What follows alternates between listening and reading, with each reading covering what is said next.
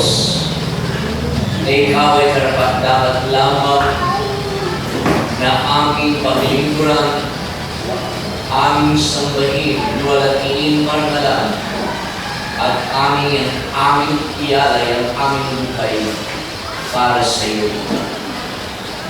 Dakilang Diyos, narito po ang bawat isa na ikaw ang lubusang nakakaalam ng aming mga katayuan, ng aming mga sitwasyon, ng aming mga kalagayan.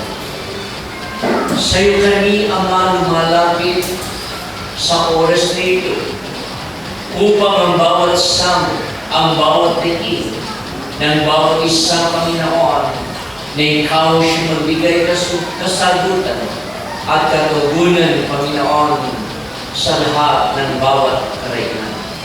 Sapagkat ikaw ang Diyos na aming pinaglilingkuran, ay Diyos na makapangyarihan, na ikaw ang Diyos ng likha ng langit at ng lupa, at ang Diyos na siyang nagmimiyari sa amin, na ikaw ang Diyos na mahabagin, mawain, mapagbiyaya, mapagpala, Diyos na mapagpatawad, at Diyos na pag-ibig at dumilinig ng panalangin.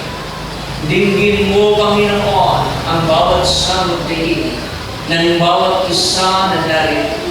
Sabi nga po ninyo sa inyong kasulatan sa 2 Chronicles chapter 7 verse 14, kung ang aking bayan na aking tinatawag sa pangalan ay magpakumbaba at manalangin at hanapin ang aking at talikuran ng kanilang kasalanan, sila'y aking diringgin, sila'y aking pagpapalain at pagagalingin ang kanilang lupain.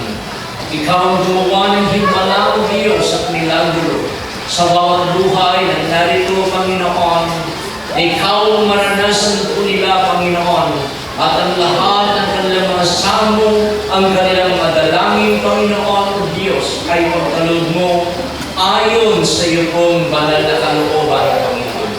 Nakilang Diyos, pagpalain mo po ang lahat ng narito, at ikaw po ang siyang patuloy, Panginoon, na maghari sa bawat buhay na naririto at maranasan patuloy ang iyong iyat pagpapala, ang katiwasayan, ang kapanatagan, kagalakan at kapayapaan ay maghari po Diyos sa bawat buhay ng bawat isa, Panginoon.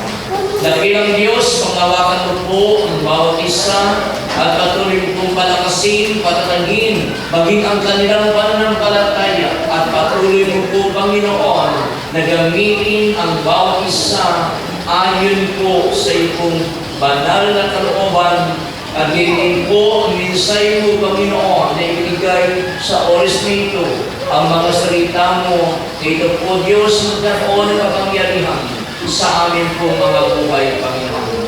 Dakilang Diyos, ito po ang aming dalangin sa iyong banal at makapangyarihang pangalan, sa pangalan ng aming Panginoon Jesus na aming Diyos at tagapagligtas.